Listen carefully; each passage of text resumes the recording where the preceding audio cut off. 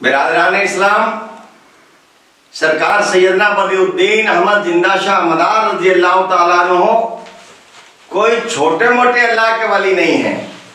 بلکہ آپ ملک العارفین ہیں، سردار اولیاء کاملین ہیں، آپ قطب المدار ہیں، آپ مقام سمدیت پر فائز ہیں، آپ مقام فردانیت پر فائز ہیں، بلکہ اس سے ترقی کر کے آپ مقام محبوبیت پر فائز ہیں۔ لوگ کہتے ہیں کہ مدار پاک کے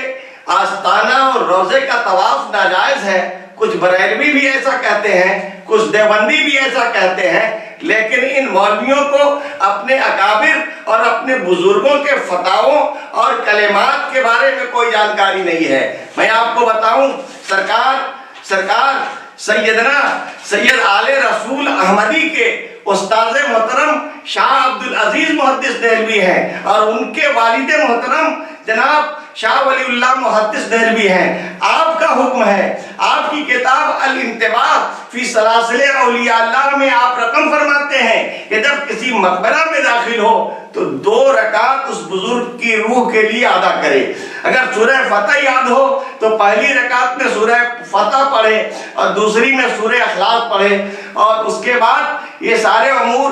جب سر انجام دے لے، فاتحہ پڑھ لے، اس کے بعد 7 دفعہ صاحب قبر کا طواف کرے، قبر کا طواف کرے، 7 دفعہ طواف کرے۔ حضرت شاہ ولی اللہ محدث دہلوی کی شخصیت وہ ہے جنہیں بریلوی علماء بھی ان کو اپنا اکابر مانتے ہیں، اور دیوبندی علماء بھی ان کو اپنا بڑا مانتے ہیں، اپنا بزرگ مانتے ہیں۔ یعنی ان کی شخصیت دیوبندیوں کے ہاں بھی مسلم ہے اور بریلویوں کے ہاں بھی مسلم ہے۔ آپ فرماتے ہیں کہ 7 مرتبہ قبر کا طواف کرے۔ آگے میں آپ کو بتاتا ہوں، حضرت سرکار سیدنا سلطان المشائخ محبوب الہی، آپ کی شخصیت اتنی مسلم ہے کہ آپ کی ولایت میں نہ دیوبندیوں کو شک ہے نہ بریلویوں کو شک ہے۔ آپ کا معمول غوث اعظم سلطان التارکین لطائف اشرفی میں نقل فرماتے ہیں کہ سلطان المشائخ محبوب الہی جب اپنے پیر و مرشد، یہ لطائف اشرفی کتاب ہے، آپ فرماتے ہیں کہ جب آپ اپنے پیر و مرشد حضرت خواجہ قطب الدین بختیار کاکی کے مرکز کی زیارت کے لیے جاتے تھے تو طواف کرتے تھے۔ مزید آگے آپ ارشاد فرماتے ہیں کہ جب زیارت قبور کے لیے جائے تو پائنتی کی طرف سے داخل ہو اور 3 یا 7 مرتبہ قبر کا طواف کرے۔ یہ مخدوم اشرف جو سلسلہ اشرفیہ کے بانی ہیں، آپ فرماتے ہیں کہ 3 مرتبہ یا 7 مرتبہ قبر کا طواف کریں۔ یہ وہ بزرگان دین ہیں جن کو دیوبندی بھی اللہ کا ولی مانتے ہیں، بریلوی بھی اللہ کا ولی مانتے ہیں۔ 3 مرتبہ یا 7 مرتبہ طواف کرنے کا حکم دیتے ہیں۔ اور ایک اور واقعہ نقل فرماتے ہیں کہ حضرت ابو سعید ابو الخیر جو اکابر اولیاء اللہ میں جن کا شمار ہے، جب وہ اپنے پیر ابو الفضل کے مزار پہ حاضری دینے جاتے تھے تو قبر کے گرد طواف کیا کرتے تھے۔ تو میں آپ کو بتانا چاہتا ہوں کہ چاہے دیوبندی ہوں یا بریلوی ہوں،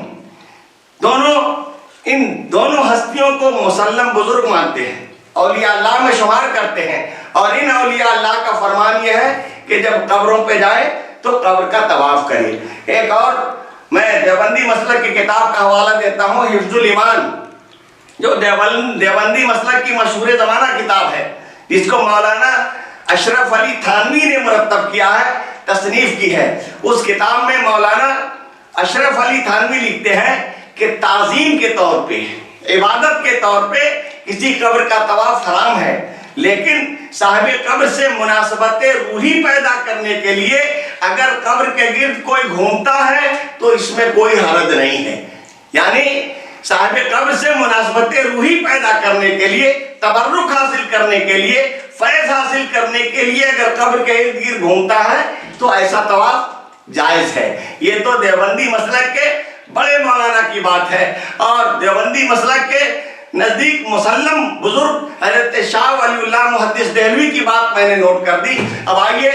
बरेलवी आलिम जो ये कहते हैं कि मदारुल आलमीन के आस्थाने के गिर्द तवाफ करना और फेरा लगाना नाजायज है, वो सरासर गलती पे हैं। उन्होंने आला हजरत के फतावे को नहीं पढ़ा है, उनकी किताब को नहीं देखा है। आला हजरत फतावा रिजविया जिल्द 22 में इरशाद फरमाते हैं कि अगर तवाफ इबादत के लिए ना हो, कब्र की ताज़ीम के लिए ना हो, बल्कि तबर्रुक के तौर पे बतौरे इस्तिफादा हो, बतौरे इस्तिफादा हो, साहिब कब्र से फैज़ हासिल करने के लिए हो, तो तवाफ में कोई हरज नहीं है, बिला शक व शुबहा जायज़। तो देवबंदियों के जो इमाम हैं वो भी तवाफ को तवाफ लफ्ज़ी के माना में जायज़ करार देते हैं, और जो बरेलवियों के इमाम हैं, जो बड़े मौलाना हैं, वो भी अपने फतवे में तवाफ को लफ्ज़ी माना में इस्तिफादा के लिए, तबर्रुक के लिए जायज़ करार देते हैं। हाँ, इबादत के तौर पे सिर्फ खाने काबा का तवाफ होना चाहिए, और मुसलमान खाने काबा का तवाफ सिर्फ इबादत की नियत से ही करता है। वाखिर दावाना अनिल हम्दुलिल्लाहि रब्बिल आलमीन।